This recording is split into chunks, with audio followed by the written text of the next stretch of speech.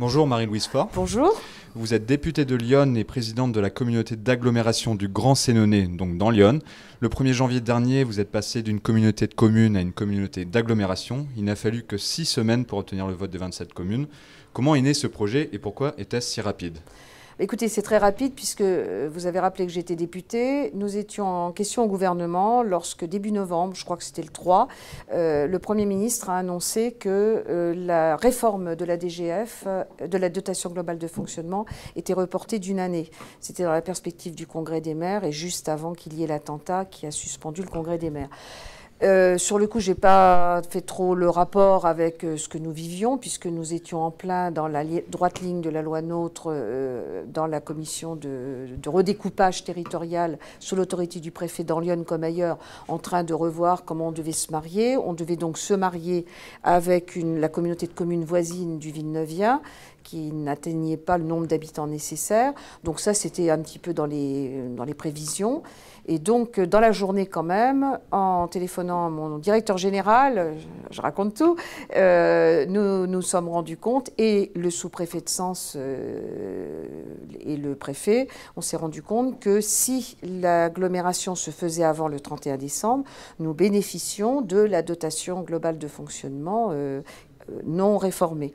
Et une fois réformée, elle baissait terriblement. Donc on avait intérêt à se dépêcher.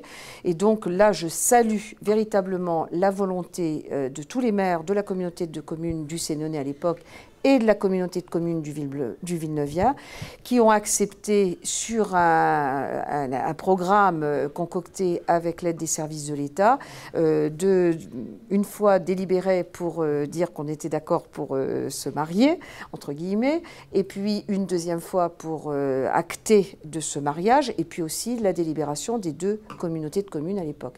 Ça s'est fait tout ça en 5 semaines. La commission départementale avec le préfet s'est réunie début décembre et au 1er janvier 2016, nous étions donc transformés en communauté d'agglomération du Grand Sénonais avec la perspective, c'est devenu un petit peu aussi le porte-parole de ce mariage rapide qui serait fait, mais mariage rapide, 1 an avant l'échéance réelle, d'un pactole pérenne et supplémentaire de dotation d'État de 1,8 million. Depuis, nous avons eu quelques déconvenues que nous avons appris 2 mois après. Mais c'est une autre histoire. Et donc, parlez-moi de c'est la suite de l'histoire. Donc, parlez-moi de ces déconvenues. Alors, la déconvenue, si vous voulez, c'est qu'effectivement, il n'y a pas eu la réforme.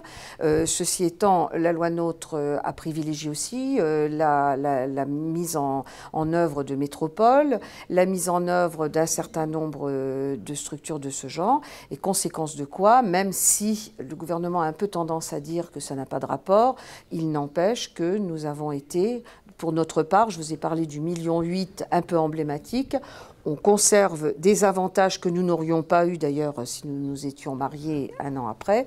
N'empêche qu'on conserve un avantage à peu près de 700 000 €, mais on est loin du plat pour saucer, comme on dit dans ma campagne.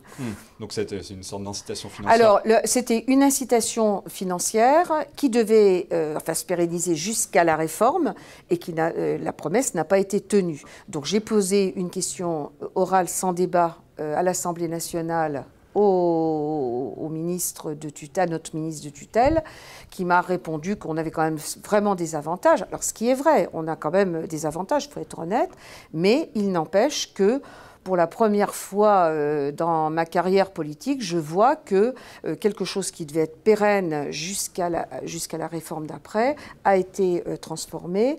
Et je ne suis pas seule dans ce cas, puisqu'on a à peu près plusieurs communautés d'agglomération qui sont dans le même cas. Donc, concernant la constitution de cette communauté d'agglomération, votre région voisine est autre que la région Île-de-France, qui s'organise au travers de la métropole du Grand Paris. Donc, c'était une nécessité, selon vous, c'est une nécessité d'organiser le territoire. Si vous voulez, le Grand Paris, c'est le Grand Paris. Cette réforme territoriale, je le dis vraiment, c'est faite à vitesse grand V. Sans trop de concertation finalement localement. Il est évident que le Grand Paris s'est fait sans même d'ailleurs que l'Île-de-France en tant que telle n'ait été vraiment informée, mais surtout nous tous qui étions contigus. Je pense à Montargis, je pense à Troyes, je pense, voilà, toutes les agglomérations, les villes du pourtour de l'Île-de-France. Aucune n'a été... bon, on est allé jusqu'au bout de l'Île-de-France, mais c'est tout. Je veux dire, nous étions vraiment limitrophes. Alors, il est évident que rien que l'agglomération du Grand Sénonais, nous avons environ 5000, on va dire, navetteurs qui vont travailler en Île-de-France tous les matins et qui reviennent le soir. On a un certain nombre de populations qui, ne pouvant pas s'acheter de logements corrects à Paris, même en Île-de-France, vient s'installer à Sens, enfin à Sens dans le Sénonais, le nord de Lyon. Donc on s'est organisé avec un PETR qui réunit toutes les intercommunalités. Ça correspond à ma circonscription, hein, le Jovinien, la Forêt-d'Hôte, le Gâtinais, le Grand Sénonais et le Villeneuve-ien, et puis aussi le nord de Lyon. Donc on a réalisé ce PETR en un temps record, mais pour d'autres raisons, mais toujours un peu des questions de finances. On sait bien qu'il faut être réactif. Et pour bénéficier de dotations d'Europe dont notre territoire ne s'était pas trop préoccupé jusque-là, on a réalisé véritablement un document faisant état de tous nos projets dans tous les domaines, économiques, touristiques, etc. Et nous l'avons donné en temps et en heure juste avant les élections régionales, donc on a beaucoup travaillé l'année dernière, pour être en mesure de prétendre aux dotations de la région, aux dotations de l'Europe. Et nous travaillons en concertation. Je vous donne un exemple. Nous sommes traversés tous nord de Lyon par la rivière Yonne. Nous voulons aménager les berges et nous allons le faire de façon à ce que ce soit réalisé avec une espèce de concordance qui montre notre entente par-delà les clivages et les intérêts, puisqu'on a conscience de l'intérêt du territoire. Par rapport à l'Île-de-France, eh bien, on veut démontrer que nous sommes Bourgogne-Franche-Comté, avec une qualité de vie, avec des atouts, avec... voilà. Et on ne veut pas pour autant devenir banlieue parisienne. On veut vraiment garder à la fois notre identité, etc. Alors l'union fait la force, aussi bien en matière de mariage de communautés et d'agglomération.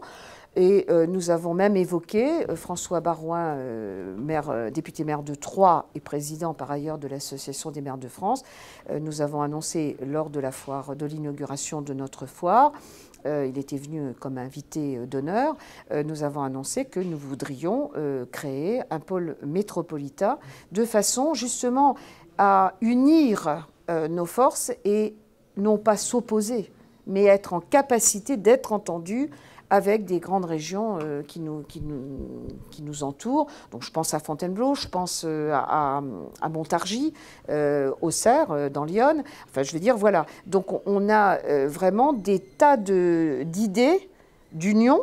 Et puis, en même temps, la volonté, au niveau de notre agglomération, de faire en sorte que l'agglomération du Grand Sénonais soit véritablement un pôle d'attraction et puis aussi de bien vivre. Et comme nous sommes passés de 9 communes historiques à 19 au 1er janvier, quand je vous disais que ça avait été un rythme extraordinaire, 19 communes au 1er janvier 2014, juste avant les élections municipales, les dernières. Et puis là, au 1er janvier, donc 2 ans après, 2016, nous sommes 27 communes. Et nous avons fait aussi le constat que s'il y avait un pôle urbain, réel entre Villeneuve-sur-Yonne, Sens, enfin bon, le cœur un peu urbain, eh bien nous avions aussi énormément de communes rurales et donc nous avons créé un pôle de ruralité avec une transversalité des délégations des différents maires et vice-présidents de façon à faire en sorte que ce territoire vive, mais dans l'acceptation de la diversité de ses composantes. Merci Marie-Louise Faure. C'est moi qui vous remercie.